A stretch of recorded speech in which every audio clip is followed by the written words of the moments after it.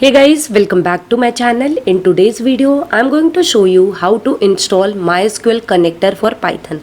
So guys, let me show you my Python version and MySQL version. So I have just started command prompt and here I'm going to type Python space hyphen version.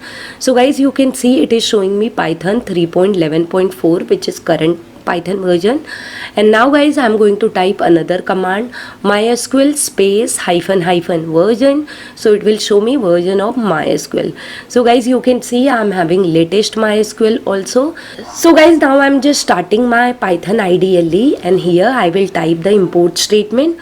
So I'm writing import mysql.connector, and guys, you can see I'm getting error no module named mysql. That means I don't have MySQL Connector installed on my PC. So now here I'm typing pip list to show you that I'm not having MySQL.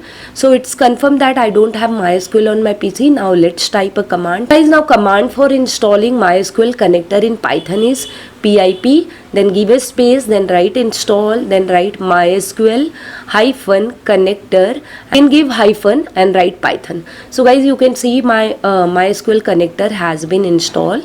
Now I will go to my IDLE again and I'm going to import MySQL Connector, and let's see guys whether we are getting error or error is resolved. So here I'm typing import mysql.connector and guys, I'm hitting enter. So boom guys, you can see I'm not getting any error. That means my MySQL Connector has been successfully installed. So I hope guys, by following my video you are able to successfully install it. If you like the video, please hit on like button. Any query you can put in comment box. I will surely reply to your queries, and don't forget to subscribe to my channel. Thank you guys for watching my video. Bye bye, take care.